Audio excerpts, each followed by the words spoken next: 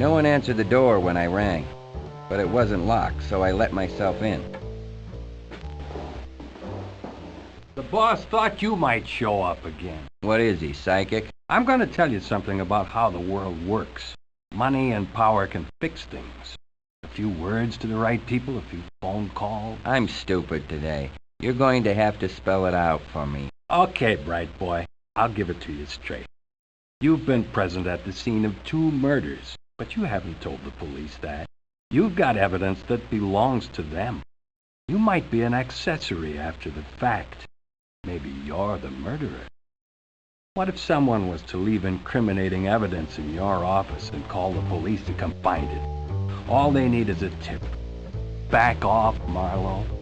Drop the case. Where there's smoke, there's fire, and where there are threats, there's pay dirt. The question now was, where to next?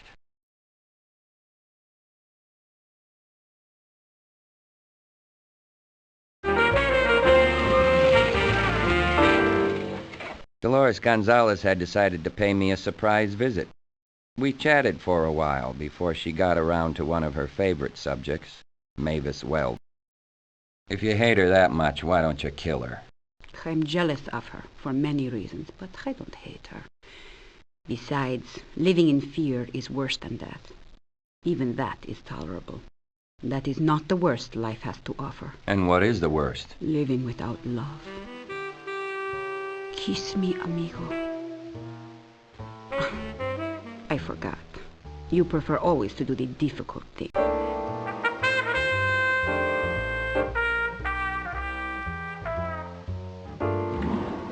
Nothing in Hollywood is real, least of all the people. They lose track of where their public persona leaves off and their real selves take over. Dolores Gonzalez was the perfect example.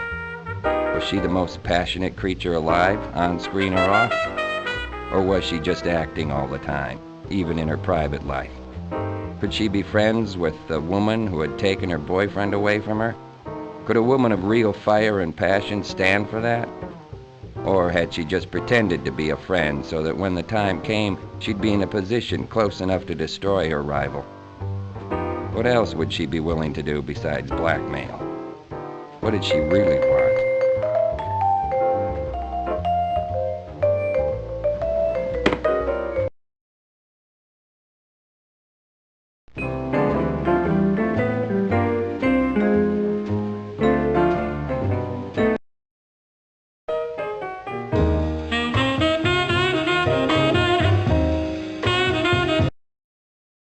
Attention all cars. Be on the lookout for Ace DeVore. He's wanted for questioning in connection with the ice pick murder in the hotel. The victim was a friend of his, Milo Marston.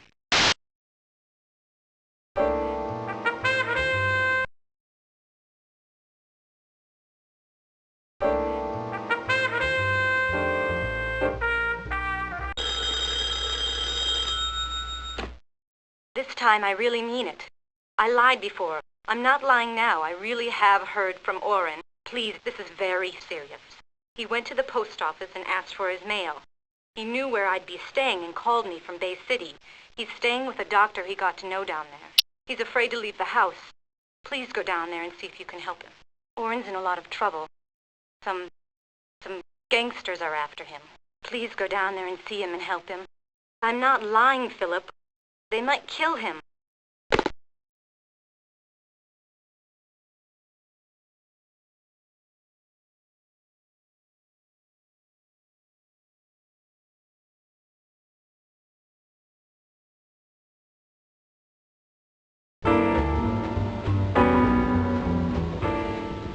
The doctor was in. He agreed to talk to me about the case. I don't know anyone named Orrin Quest, Mr. Marlowe. I can't imagine any reason in the world why a person of that name would say he was in my house. Hiding out. From what? From some guys that might want to stick an ice pick in the back of his neck. It was you who sent the police here, wasn't it? It was you who called up and asked if I knew Clausen. I said I did not. Yeah, I know you did. I didn't quite believe you. The police have been here, Mr. Marlowe. A certain Lieutenant Maglashan. Shall I call him? I could confront him with how much I knew, show him how far he was implicated, Or I could play my cards closer to my chest, try to get him to let something slip. Go ahead, call him. We're a couple of sweethearts. We just sit here making with the over-the-desk dialogue, as though we didn't have a care in the world, because both of us are going to be in the clink by nightfall. You, because Clausen knew you by your first name, and you may have been the last man he talked to. Me, because I've been doing all the things a PI never gets away with. Hiding evidence, hiding information, finding bodies, and not coming in with my hat in my hand to these lovely, incorruptible Bay City cops. I'm through. There's a wild perfume in the air this afternoon. I don't seem to care. You knew Clausen. You could have known some of his rumors. Presumption. You knew Hicks or Orrin Quest or both. The L.A. cops couldn't or didn't establish identity of ex-Cleveland character. Call him Steelgrave. But somebody had to be able to, if that photo was worth killing people over. Did you ever practice medicine in Cleveland, Doctor? Certainly not. I checked up on your past. You'd have liked to change your name, but you couldn't and keep your license. Somebody had to mastermind this deal, Doctor. Clausen was a bum, Hicks a stupid lout, Orrin Quest a nasty-minded creep. But they could be used. You couldn't go up against Steelgrave directly. You wouldn't have stayed alive long enough to brush your teeth. You had to work through pawns. Mr. Marlowe, you are an unmitigated idiot. I felt a tightness in my chest. My mind had slowed to a turtle gallop. What's going on here? Been dumb, haven't I? A little potassium hydrocyanide. Not fatal, not even dangerous. Merely relaxing. My eyelids were as hard to lift as a dead elephant. How long had I been out? The room was just Dr. Lagarde's consulting room. Same floor, same desk, same walls, same letter opener shaped like a woman, but no Lagarde. The moment I was aware that steps were coming down the hall. His teeth clicked and I thought he was going to speak, or try to speak. But that was the only sound from him. He had stopped breathing. Something happened to his face, the smoothing out, the going back over the years to the age of innocence, all of which was very silly, because I knew damn well that Orrin Quest had not been that kind of boy.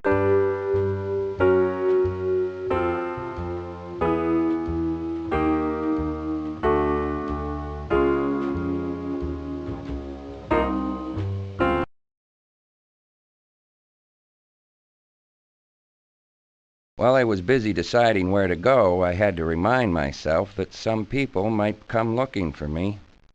I should check my office once in a while to see if anyone is waiting there.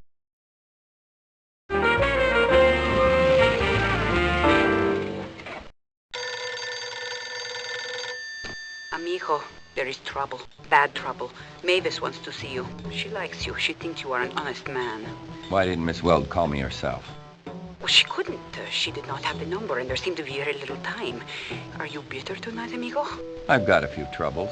What kind of trouble is Miss Weld in? I do not know. She just said it was trouble, and she was much afraid, and she needed you. You ought to be able to think up a better story than that. I would not hurt a hair on Mavis Weld's head.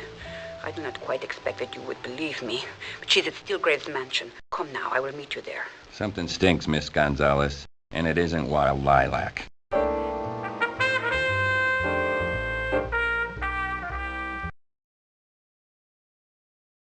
Attention all cars. Pick up Philip Marlowe. He's wanted for questioning in connection with the shooting of Orrin Quest.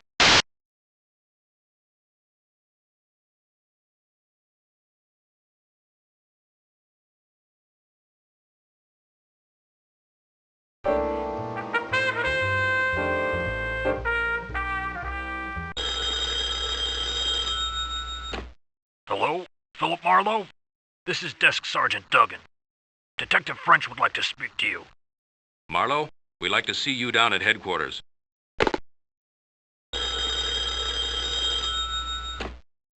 You don't have to tell me anything. I went down there. I just had a feeling, he being my brother and all. I rang the bell and nobody answered the door. That seemed funny. Maybe I'm a psychic or something. So I called the police. I lied.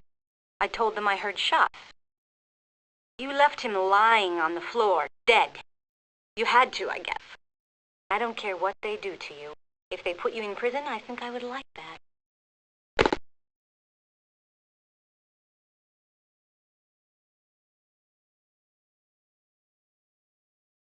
Now, if you're in the mood, you could start at the beginning and give us all the stuff you left out yesterday. Don't try to sort it out, just let it flow natural. And this statement is to be voluntary without coercion? Some guys are more voluntary than others. This is Lieutenant Moses McGloshin of the Bay City Police Department. He don't like you any better than we do. So you're the sweetheart that phoned in about crossing. You're right handy with a payphone, ain't you, sweetheart? When I ask a question, I get answered. I'm talking to you, sweetheart. What makes you Bay City cops so tough? You pickle your nuts in salt water or something? I came down here to get some cooperation. You'll get cooperation. Just don't try to steal the scene with that 1930 dialogue. Ask the questions. If you don't like the answers, you can book me. If you book me, I get to make a phone call. If we book you. But we don't have to. We can ride the circuit with you. Strictly speaking, it wouldn't be legal, like you do a few things which you hadn't ought to do. Would you say you were legal in this picture? No. Ha! You got a client to protect? Maybe. You mean you did have a client? She ratted on you. Name's Orpha Mae Quest. It's time you talk to us, Marlowe, don't you think? I was in a tough spot. I didn't have many choices. I could tell the cops just the facts as I knew them, without incriminating myself. Or I could try to deliberately mislead them just enough so that the subject of the photos and blackmail and Mavis Weld never entered the picture. So let's have your ideas about all this, Marlowe. Among other things, Clausen was probably pushing reefers. But he was liquored to a point where you wouldn't want to trust him anymore. Suppose it was so. What's it got to do with Quest? Suppose Quest tried to put the bite on somebody and threatened to go to the police. Quite possibly all 3 murders are connected with his reefer gang. That don't jibe with Quest having the ice pick. They might be standard equipment around Doc Lagarde's house. Got anything on him? Not so far. What do you make of him? He didn't kill me. Probably he didn't kill anybody. He used to practice in Cleveland. He must have had his reasons for hiding out in Bay City. Probably an abortionist. I've had my eye on him for some time. Which eye? Probably the one he didn't have on Idaho Street. You boys think you're so goddamn smart. Just the same, I like that reefer angle. It might cut down my work considerable. I'm looking into it right now. If you were guessing, Marlowe, what would you guess they were looking for in that room at the Van Nuys? A claim check for a suitcase full of weed.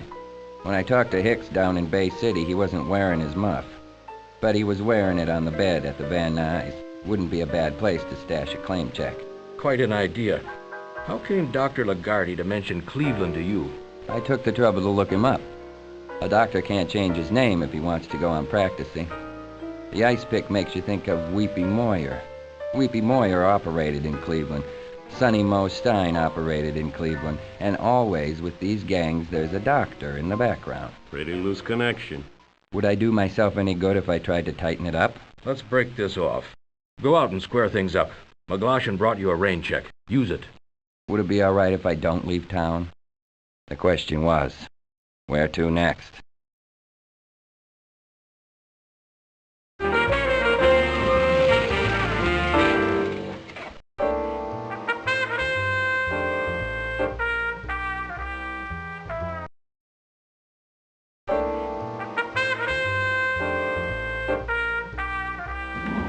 Orrin P. Quest was dead. Shot in the back twice. Shot while he stood behind a door preparing to kill me with an ice pick. Somebody would have had to have been in the room with him to shoot him like that. And whoever shot him was interested in killing him and only him. After all, I was still alive. I hadn't seen anyone leave the house. Whoever it was could have left through a back door or a window. Orrin hadn't made many friends and had made some enemies while he was alive. One of them had gotten to him while he was hiding out and killed him. And he'd been hiding from everyone, even his own sister. Who else, besides Orpha Mae, knew where Orrin was?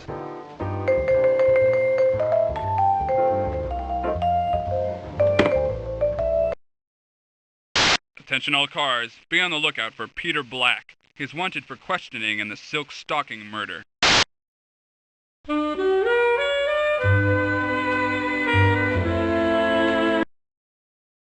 Another murder in Bay City. Police are investigating the brutal murder of a young man found shot to death in the office of a local neurologist. The doctor, Vincent Lagarde, has not been located. The police have not confirmed or denied that the missing doctor might also be a victim of foul play.